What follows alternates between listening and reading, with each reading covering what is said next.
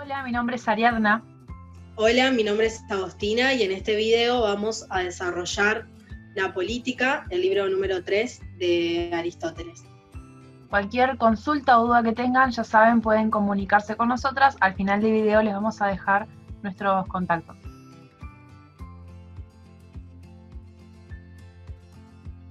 Bueno, para dar inicio a este libro 3, es necesario que definamos qué es para Aristóteles el ciudadano.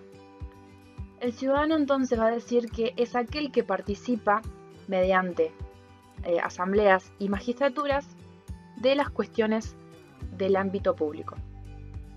Vemos siempre que toda actividad del político y del legislador tiene que ver con la polis y que el régimen político a su vez es un determinado ordenamiento de los habitantes de la ciudad.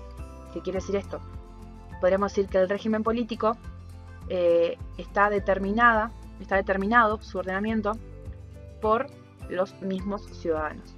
Además, dado que la polis, dice Aristóteles, es un compuesto constituido por muchas partes, es decir, que la polis resulta ser un todo compuesto por partes, podríamos definirla entonces como un conjunto de ciudadanos. Y por lo tanto, para estudiar la polis, es necesario que primero estudiemos al ciudadano. Otra de las cuestiones que es importante destacar es que Aristóteles no considera ciudadanos a las mujeres, a los niños y tampoco a los ancianos.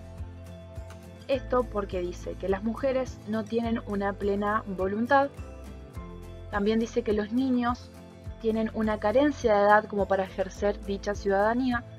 Y por último, los ancianos tienen un exceso de edad. Por lo tanto, entonces, Aristóteles va a entender al ciudadano en sentido estricto a aquel que participa en la justicia y en el gobierno. Por lo tanto, va a participar en el ámbito público o en lo que él llama el ágora, que es el lugar donde los ciudadanos se expresarían, ¿no? Entonces, el ciudadano es aquel que participa en las instituciones del gobierno. Otra cuestión que hay que tener en cuenta, que es muy importante, es que cada ciudadano va a ser distinto dependiendo del régimen político que habite. Entonces, como decíamos, si cada ciudadano se ajusta al tipo de régimen, este ciudadano está condicionado por este, se pregunta Aristóteles si existe alguna virtud que sea trascendental al régimen, que sea propia de los hombres. Y esto sí es así, porque existen dos tipos de virtud: la virtud del buen hombre o del hombre de bien y la virtud del buen ciudadano. Aristóteles reconoce que los hombres son desiguales por naturaleza, pero aunque esto sea así, su tarea, la tarea de todos, es mantener la seguridad de la comunidad, y la comunidad por lo tanto es el régimen. Es por esto entonces que la virtud del ciudadano está en relación con el régimen. Por ende, si nos adentramos a lo que es la virtud del buen ciudadano, podríamos decir que evidentemente sí existe una virtud de un buen ciudadano, pero esta no va a ser la misma en los diferentes tipos de regímenes políticos, sino que la virtud del buen ciudadano va a depender del régimen en el cual se encuentre el ciudadano. Por lo tanto, no existe una única virtud del buen ciudadano, pero sí existe la única virtud perfecta del hombre de bien. Es decir, los hombres son buenos hombres en todos los regímenes políticos. De esta manera, entonces, se puede ser un buen ciudadano sin poseer la virtud de buen hombre, pero forzosamente todo ciudadano debe ser, o debe, mejor dicho, poseer la virtud del buen ciudadano. Lo que dice Aristóteles es que es imposible que una comunidad se componga enteramente de buenos hombres, pero cada uno tiene que realizar su propia actividad, y de esto depende la virtud. Es imposible que todos los ciudadanos sean iguales, como habíamos dicho anteriormente. Aristóteles entiende esta desigualdad natural, y es por esto entonces que no podría ser la misma virtud del ciudadano y la del hombre de bien. La virtud del buen ciudadano la tienen que tener todos, porque de esta forma entonces la ciudad sería necesariamente la mejor, pero es imposible que tengan la virtud del hombre de bien, ya que no todos los ciudadanos de la ciudad perfecta son necesariamente hombres buenos, como decía anteriormente. Pero sí es importante destacar que pueden coincidir tanto la virtud del hombre de bien como la virtud del buen ciudadano. Y estas entonces coinciden en la figura del gobernador. Para ser gobernador es necesario, primero, dice Aristóteles, aprender a ser gobernado, y por lo tanto el buen ciudadano debe saber y ser capaz tanto de obedecer como de mandar, porque esa es la virtud del ciudadano: saber obedecer y saber mandar, y tener la capacidad para ello, ¿no? Es necesario entonces que quienes posean esta virtud del buen ciudadano conozcan el gobierno de los hombres libres bajo sus dos aspectos a la vez. Esto que decíamos, gobernar y ser gobernado. La virtud, podríamos decir que la virtud propia del gobernador entonces sería la prudencia. Como hay varios regímenes políticos, también va a haber varias clases de ciudadanos, especialmente aquellos que son gobernados. En la aristocracia las dignidades se conceden según las cualidades y los méritos, entonces acá no es posible que se ocupe de las cosas de la virtud aquel que lleve una vida de trabajador o jornalero. En las oligarquías el jornalero no puede ser ciudadano porque la participación en las magistraturas depende del pago de impuestos elevados. Pero un trabajador manual sí puede serlo porque la mayoría de los artesanos se enriquecen. Y en la democracia, el que participa en las instituciones deliberativas y de justicia es parte de la ciudadanía. En este tema, Aristóteles introduce el concepto de reversibilidad del poder político, donde dice que en lo que se refiere a las magistraturas políticas, siempre que esté constituido sobre la base de igualdad y semejanza de los ciudadanos, deben convenientemente ocupar los cargos por turno, es decir, que debe haber una alternancia en el cumplimiento del servicio público. Todos aquellos regímenes que miran o se proyectan al bien común son rectos, pero aquellos que miran solo al bien propio de los gobernantes van a ser desviados de los rectos. El gobierno es el poder soberano en las ciudades. Por lo tanto, el soberano puede ser bien o una sola persona o un solo individuo, unos pocos o todos los ciudadanos. Cuando el soberano gobierna teniendo en mira un interés común, tal régimen será forzosamente recto. Pero cuando el poder soberano persigue un interés particular, sea de ese único individuo, de esos pocos o de la masa de ciudadanos, entonces estos serán regímenes desviados. Acá podemos ver cómo los regímenes rectos son la monarquía, la aristocracia y la república. La monarquía es aquella en la cual un solo individuo gobierna en miras de un bien común. La aristocracia es el gobierno en el cual unos pocos gobiernan, pero siempre en vistas de alcanzar un bien común. Y por último, la república es aquel tipo o régimen político en el cual gobierna la masa y que podríamos decir que implica el gobierno de las clases bajas bajo una constitución y de acuerdo con la ley.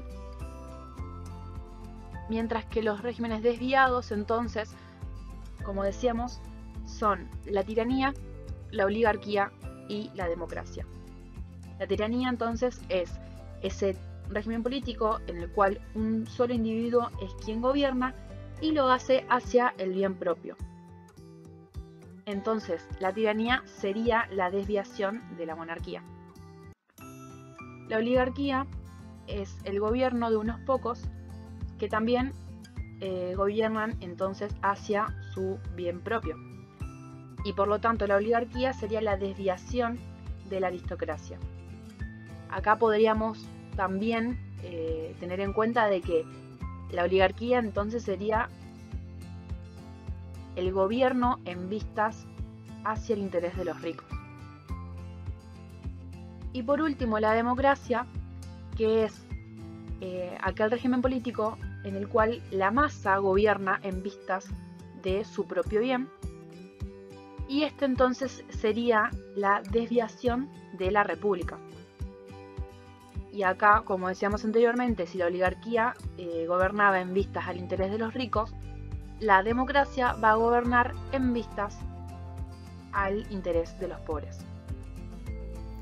Aristóteles nos dice que las acciones realizadas por el tirano forzosamente son justas porque como es el más fuerte, utiliza la violencia, igual que las masas en la democracia con los ricos.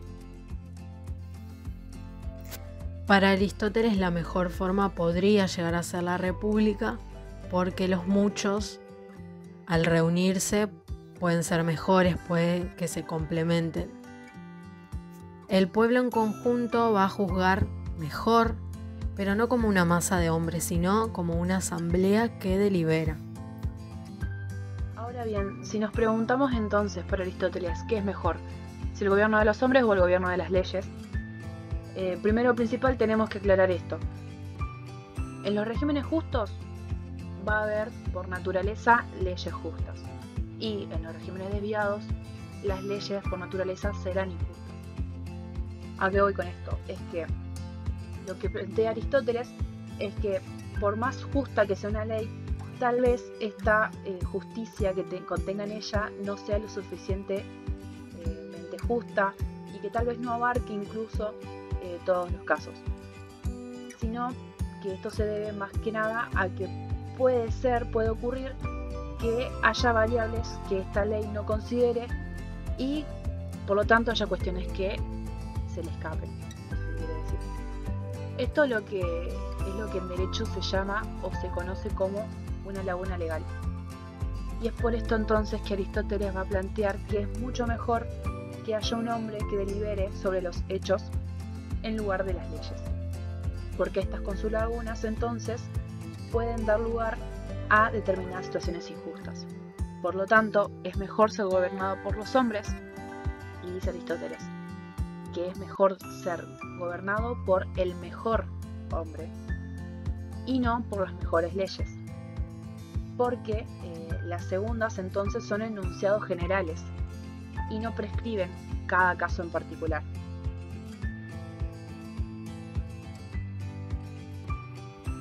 Además, también lo que plantea Aristóteles es que una masa, un conjunto de ciudadanos en una asamblea es conveniente porque esta masa entonces va a juzgar mejor, no se corromperá entera y es difícil que todos, dice Aristóteles, se colericen y se equivoquen. También Aristóteles plantea una gran crítica a la monarquía porque dice que esta justifica la soberanía en el linaje, cuando debería ser perteneciente al que sobresale en la ejecución de las acciones. ¿Qué quiere decir esto? Que la soberanía debería recaer en el mejor hombre. Entonces dice que para Aristóteles, el linaje y la riqueza no contribuyen en absoluto a la polis y mucho menos podríamos decir que esta justifique la legalidad del poder soberano. Para comprender todo esto, también hay que entender que lo recto es, podemos decir, conforme a la igualdad. Y esto entonces refiere a un conjunto y al interés común de los ciudadanos. El ciudadano es, en general, el que puede gobernar y ser gobernado, como habíamos dicho anteriormente. Pero, volviendo a lo mismo, es diferente en cada régimen político y, en el mejor de ellos, es el que puede y elige ser gobernado y gobernar con vistas a la vida conforme a la virtud. Lo que habíamos dicho anteriormente, que el gobernador es quien sabe gobernar y también tiene la capacidad de ser gobernado, y a su vez es quien posee esta virtud de la prudencia. Pero hay otro concepto acá que también introduce Aristóteles, que es el ostracismo. Esto consiste en el exilio de uno de los ciudadanos por el término de 10 años aproximadamente, por el rechazo a la política que dicho ciudadano propugnaba, ¿no?